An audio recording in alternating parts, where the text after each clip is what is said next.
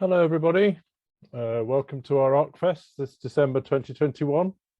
For those of you who don't know me, my name is Mark Gabay. I'm a professor at University of Liverpool and I'm the director of the ARC Northwest Coast.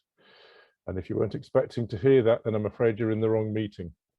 So regular attendees of ARCFEST will know already that that's who I am, but we always have new public advisors, representatives from our member organisations and other stakeholders joining us at different ARCFEST throughout the year to feed into our work and to find out what we're doing and discuss it. So a warm welcome to everybody, new and seasoned members. Let me start with some housekeeping rules for all of us to ensure things run smoothly as we proceed through the day.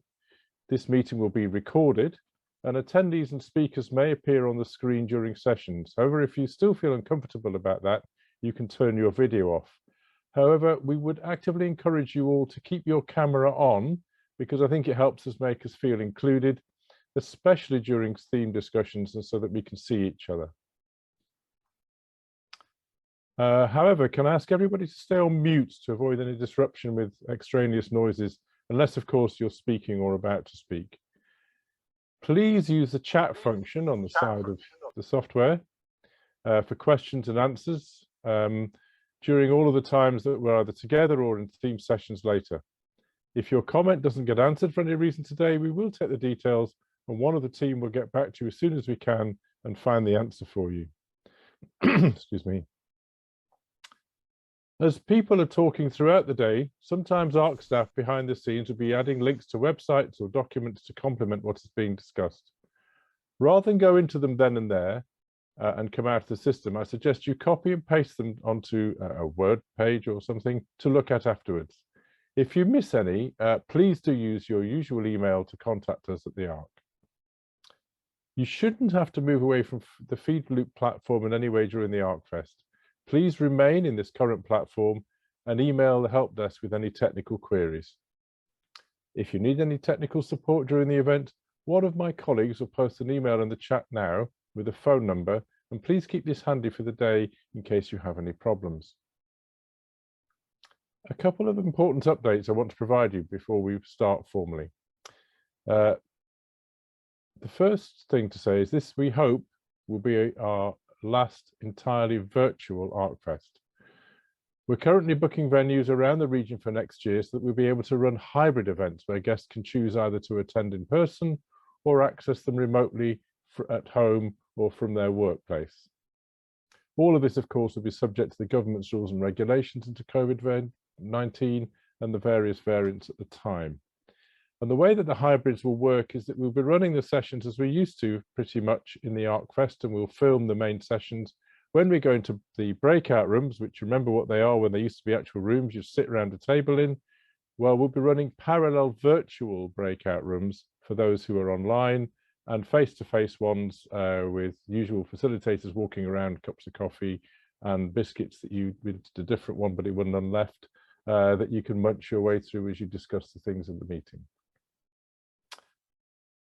As a GP working in Liverpool, I'm well aware of the intense pressures our members and individual colleagues are under, and I just want to take this opportunity to clarify how we can help.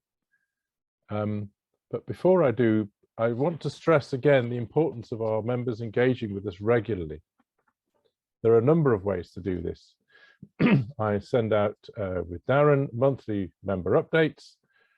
We also have regular dialogues with your dedicated ARC member of staff.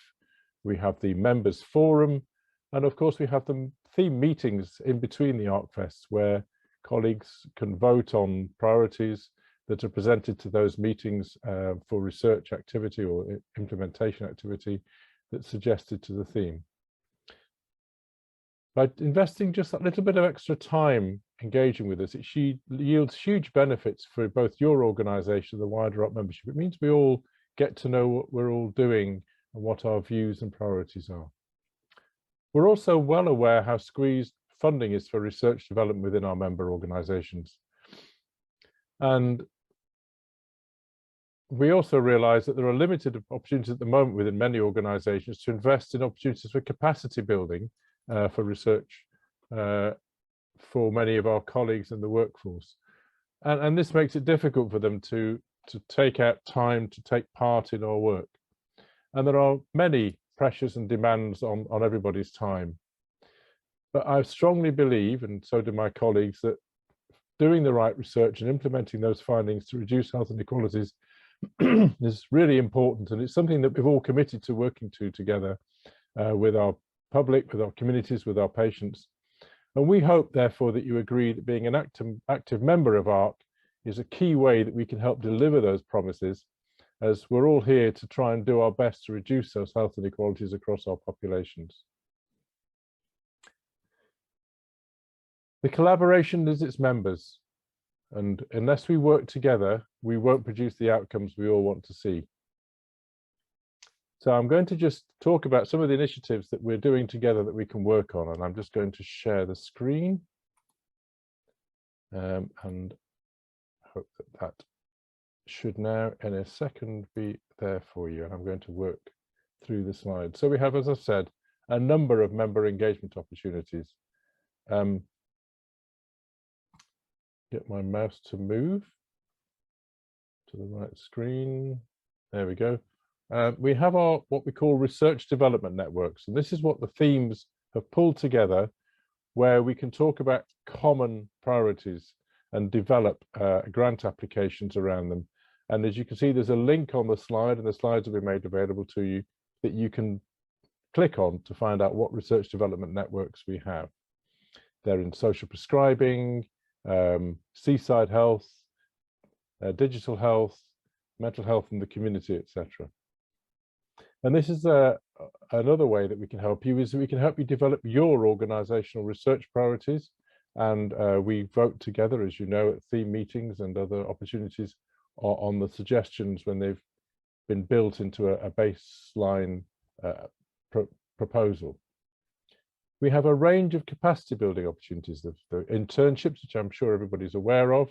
I'm just going through another phase of those now, allows colleagues in the workforce to take a day a week for up to a year out to run a project with our support.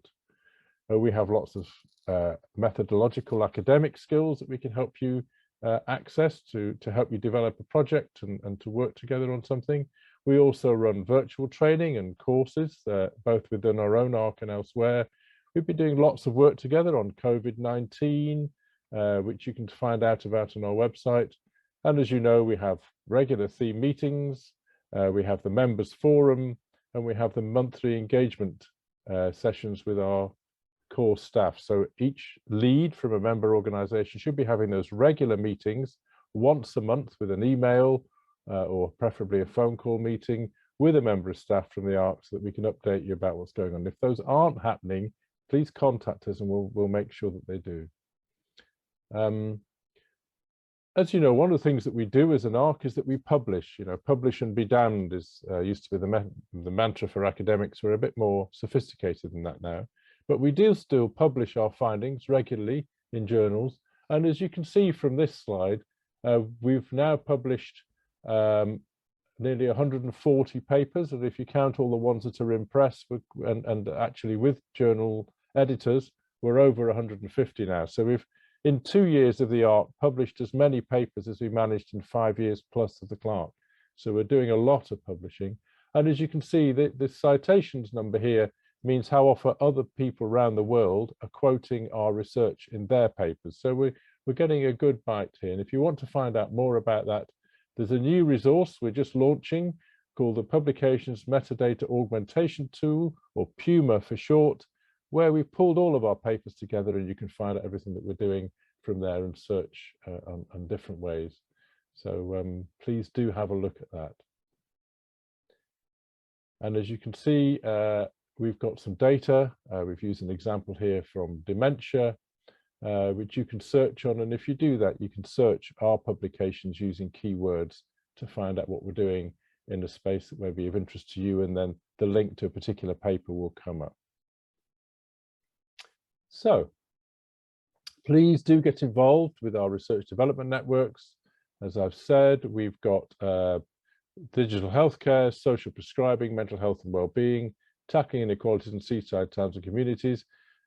Please nominate someone to get involved in these areas which you think can benefit your organization. The more members of the collaboration that join these networks, the more power they have to make an impact.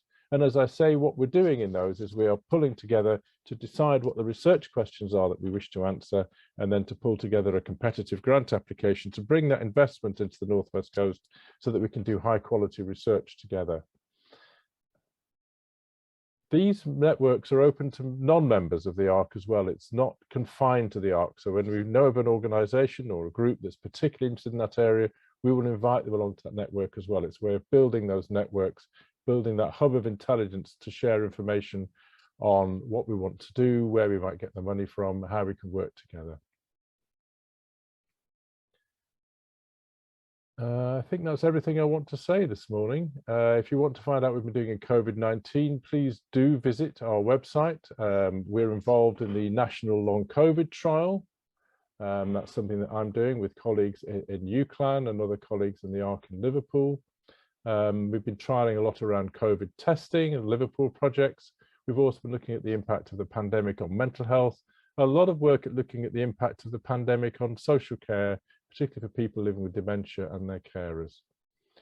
So I'm going to stop sharing now. What we want to do is to facilitate us all coming together. That's the purpose of the ARC, to come together with common purpose, because collectively we're much more powerful than any of us are on our own.